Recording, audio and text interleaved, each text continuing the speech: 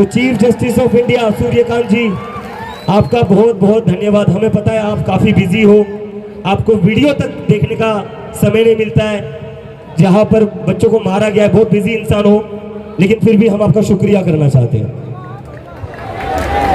और मैं फिर से एक बार नरेंद्र मोदी सर से अपील करना चाहता हूँ, सर सुन लीजिए बच्चों की बात, सुन लीजिए।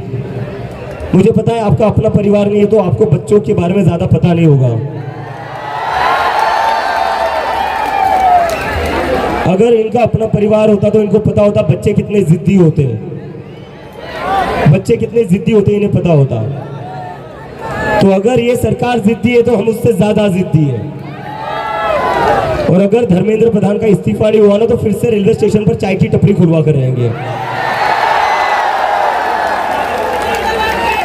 जैसे कि आप लोगों को पता चला होगा, आज पहली बार जो महामानव जी है उन्होंने हमारे प्रोटेस्ट का नोटिस लिया है, उन्होंने ट्वीट किया है। तो ऐसा तो नहीं है कि सरकार को पता नहीं या सरकार को अब खबर नहीं है, सरकार नर्वस जरूर है। जो प्रधानमंत्री आज तक चुप बैठा हुआ था, 34 दिन हो चुके हैं हमारे प्रोटेस्ट को, 34 दिन। इस देश के प्रधानमंत्री को 34 दिन लगे इस प्रोटेस्ट पर ट्वीट करने के लिए।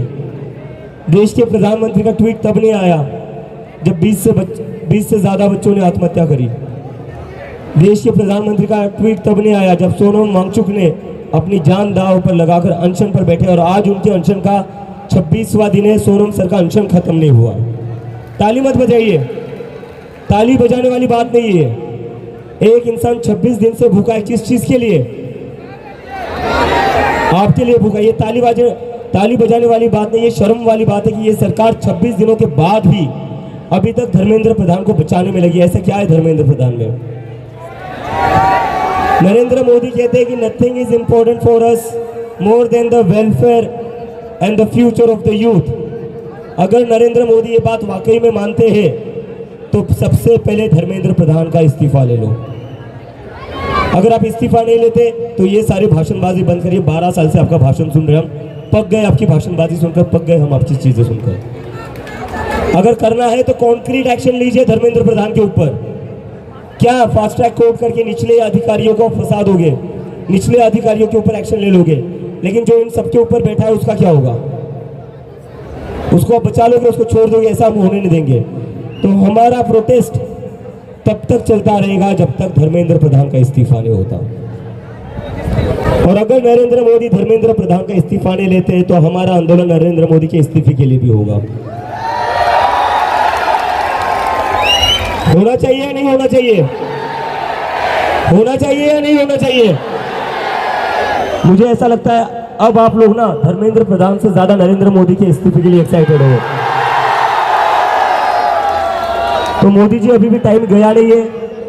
ये यहाँ पर जो जनता आई है उनकी आवाज बताती है, अगर आप धर्मेंद्र प्रधान का इस्तीफा नहीं लोगे तो आपकी भी कुर्सी सेफ नहीं रहेगी।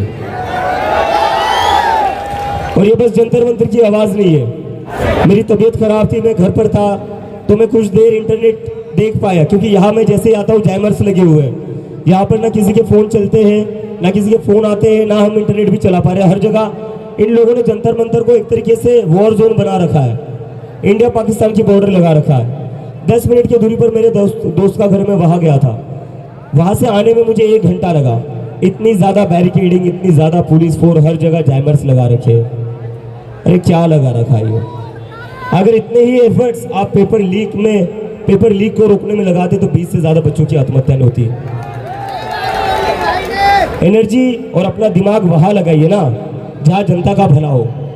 16 मेट्रो स्टेशन बंद कर दिए। अभी मुझे पता चला आज शाम से कैनॉट की दुकान भी बंद होंगे। हर जगह बैरिकेडिंग लगा रखी है। क्या होगा इससे? मतलब नरेंद्र मोदी पूरी दिल्ली को ठप करने के लिए तैयार है, लेकिन धर्मेंद्र प्रधान को हटाने के लिए तैयार नहीं है। ऐसा क्या मिलता है आपको धर्मेंद्र प्रधान से? ऐसा क्या देते धर्मेंद्र प्रधान आपको? लेकिन कोई बात नहीं, नरेंद्र मोदी भले ही दिल्ली ठप कर ले, मुंबई में बहुत बड़ा प्रोटेस्ट हो रहा है, नासिक में बहुत बड़ा प्रोटेस्ट हो रहा है, मिजोरम में बहुत बड़ा प्रोटेस्ट हो रहा है, जयपुर में प्रोटेस्ट हो रहा है, मध्य प्रदेश में प्रोटेस्ट हो रहा है, बेंगलोर में प्रोटेस्ट हो रहा है, चेन्नई में प्रोटेस्ट हो रहा है, इस देश के हर कोने में प्रोटेस्ट हो रहा है। तो जिस नरेंद्र मोदी को लग रहा था वो जंतर मंतर पर क्रैकडाउन करके 12 साल की लड़कियों का सर फोड़कर लड़कियों के कपड़े फाड़कर आवाज दबा सकते हैं, वो देख ले देश भर में उनके खिलाफ प्रोटेस्ट हो रहा है। तो मैं नरेंद्र मोदी का धन्यवाद करना चाहता हूं। अगर नरेंद्र मोदी सोनम वांगचुक को यहां से उठाते नहीं तो हमारा प्रोटेस्ट इतना बड़ा बनता नहीं। सही कह रहा हूं ना मैं? अगर नरेंद्र मोदी 12 साल की लड़कियों का सर फोड़ने का ऑर्डर नहीं देते तो आज पूरे देश में प्रोटेस्ट होता नहीं। तो नरेंद्र मोदी जी बहुत बहुत शुक्रिया हमारे प्रोटेस्ट को इतना बड़ा बनाने के लिए। और उनसे बढ़कर सबसे ज्यादा शुक्रिया करना चाहूंगा मैं चीफ जस्टिस ऑफ इंडिया का।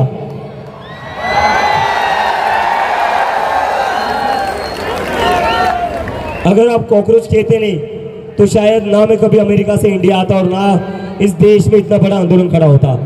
तो chief justice of India Suryakant ji, आपका बहुत बहुत धन्यवाद। हमें पता है आप काफ़ी बिजी हो, आपको वीडियो तक देखने का समय नहीं मिलता है, जहां पर बच्चों को मारा गया है, बहुत बिजी इंसान हो, लेकिन फिर भी हम आपका शुक्रिया करना चाहते हैं। और मैं फिर से एक बार नरेंद्र मोदी सर से अपील करना चाहता हूँ, सर सुन लीजिए बच्चों की बात, सुन लीजिए। मुझे पता है आपका अपना परिवार नहीं है तो आपको बच्चों के बारे में ज़्यादा पता नहीं होगा। अगर इनका अपना परिवार होता तो इनको पता होता बच्चे कितने जिद्दी होते हैं, बच्चे कितने जिद्दी होते हैं इन्हें पता होता। तो अगर ये सरकार जिद्दी है तो हम उससे ज्यादा जिद्दी है। और अगर धर्मेंद्र प्रधान का इस्तीफा नहीं हुआ ना तो फिर से रेलवे स्टेशन पर चाय की टपरी खुलवा कर रहेंगे।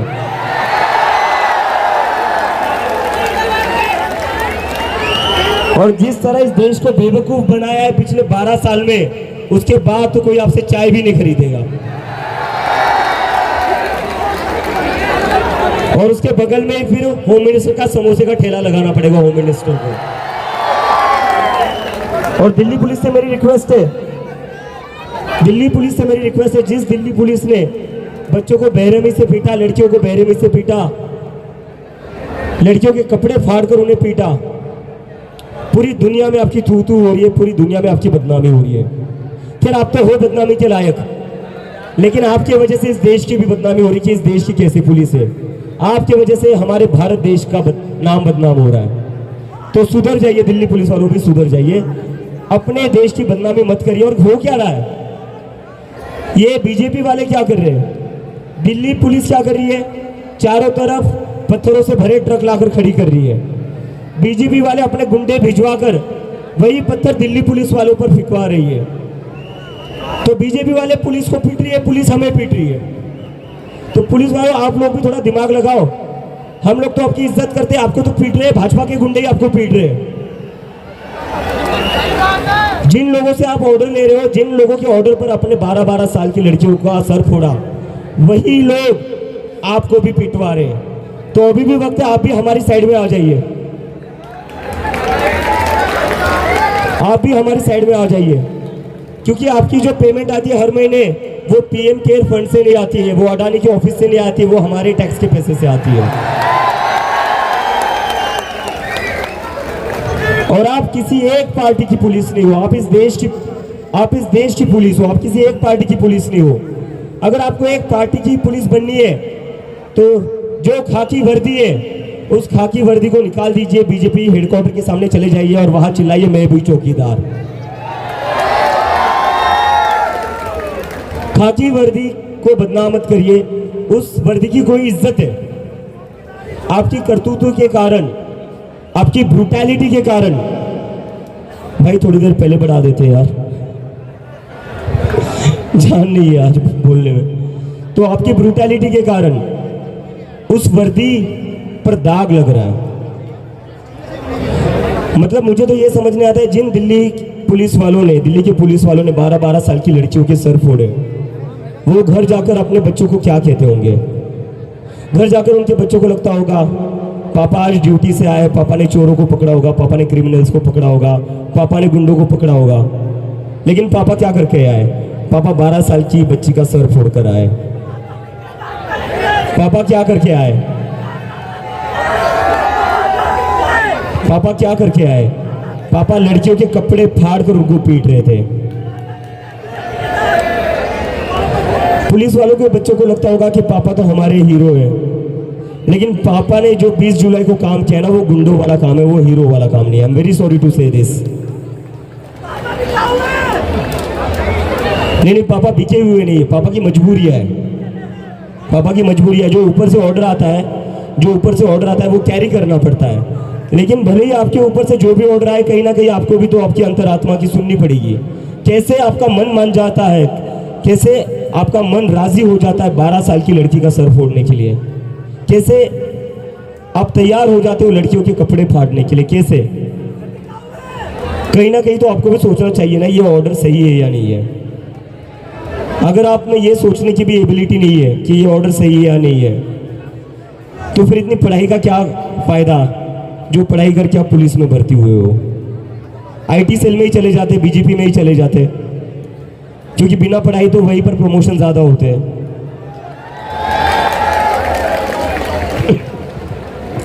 और मैंने एक पोस्टर देखा सोशल मीडिया पर ना, एक पोस्टर काफ़ी वायरल हो रहा है, जो काफ़ी सही पोस्टर था।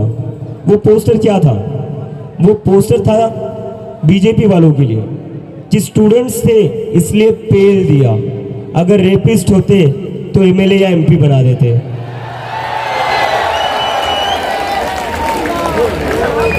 इस सरकार को तो स्टूडेंट से दिक्कत है ही, क्योंकि अगर बच्चे पढ़ लिख गए, बच्चे तो पढ़ते लिखते ही है, राजनेता पढ़ते लिखते नहीं है।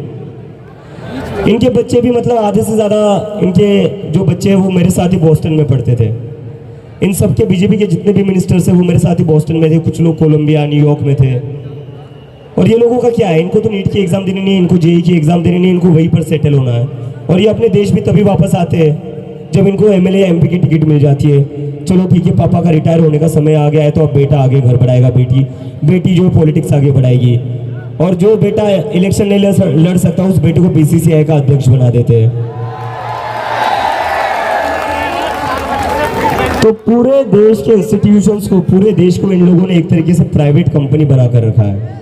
लेकिन मेरे मन में ये सवाल है, प्राइवेट कंपनी का सीईओ कौन है? नरेंद्र मोदी जी है या अडानी जी है? आपने प्राइवेट कंपनी तो बना दी, लेकिन सीईओ कौन है ये भी थोड़ा बता दीजिए, क्योंकि बहुत सारा कंफ्यूजन रहता है। क्योंकि सारे टेंडर, सारे कॉन्ट्रैक्ट्स तो किसको मिलते हैं? किसको मिलते हैं? अब मोदी जी इतने सेल्फलेस तो हो नहीं सकते कि वो खुद का घाटा करके अदानी जी को सारे कॉन्ट्रैक्ट्स दे दे। देखिए मोदी जी, मैं यही कह रहा हूं आपको, धर्मेंद्र प्रधान का इस्तीफा ले लीजिए, वरना बहुत आगे जाएगी बात। फिर बात बस धर्मेंद्र प्रधान तक नहीं रहेंगी, आपके सारे काले चिट्ठे निकाले जाएंगे।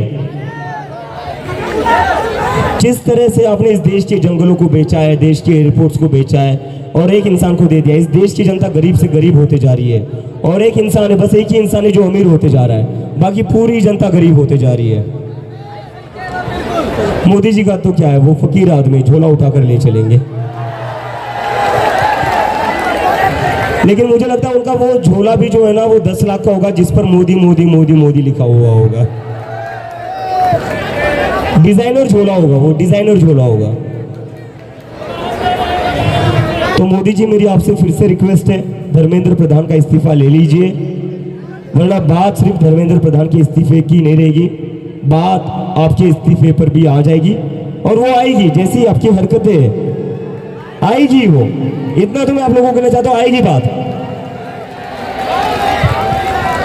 स्टूडेंट्स की सुन लीजिए, एक इनकॉम्पिटेंट, एक फेल्ड मिनिस्टर इस देश के करोड़ों स्टूडेंट से ज्यादा इंपॉर्टेंट नहीं हो सकता। और अगर एक फेल्ड और इनकॉम्पिटेंट मिनिस्टर इन करोड़ों स्टूडेंट से ज्यादा इंपॉर्टेंट है, तो याद रखना, चुनाव में आपको इनमें से कोई भी वोट नहीं करेगा। और ये बात बस स्टूडेंट्स की नहीं है, एक स्टूडेंट्स पर लाठी चलाओगे ना, तो समझ लो उसके घर के 4 वोट कम होंगे। मोदी जी को बाकी चीजें समझने आती है, उनको बस वोट की भाषा समझने में आती है, बस वोट्स की भाषा समझ में आती है। तो मैं सिंप्लीफाई करके बता देता हूँ, अगर एक स्टूडेंट पर लाठी चलेगी तो उसके घर पर ना उसके माँ बाप आपको वोट देंगे, ना उसके भाई बहन उसको वोट देंगे। तो एक स्टूडेंट पर लाठी चलेगी तो 4 वोट कम हो गए। और वैसे भी आपको वोट मिलकर कितने वोटों से आप प्रधानमंत्री बनते हो? 35-40% वोट से वोट शेयर से आप प्रधानमंत्री बने हो। 60% देश की जनता तो वैसे भी आपके खिलाफ है। उस 40% में से भी अगर 20% कम हो गए तो रेलवे स्टेशन पर चाय की टपरी खोलनी पड़ेगी। तो ठीक है दोस्तों, कोई बैठकर थका तो नहीं है? देखिए कितने लोग आज यहाँ पहली बार आए? अरे बाप रे! और कितने लोगों का ये जिंदगी में पहला प्रोटेस्ट है?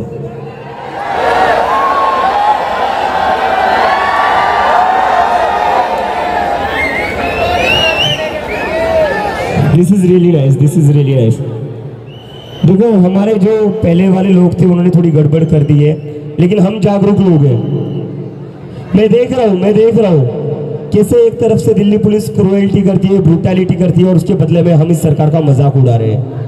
यही करना है हमें अपनी तरफ से हाथ में उठाना है। हम पीसफुल लोग हैं, है या नहीं है? हम महात्मा गांधी के रास्ते पर चलने वाले लोग हैं, है या नहीं है? हम हिंसक लोग नहीं, हम गुंडे नहीं है। गुंडे कौन है? गुंडे बीजेपी वाले हैं। हम लोग यहाँ शांति से बैठे रहेंगे, और किसी को अगर लग रहा होगा कि हम कब तक बैठेंगे और यहाँ पर बैठे रहकर करना क्या है यार, ऐसे ही थोड़ी ना बैठे रहेंगे।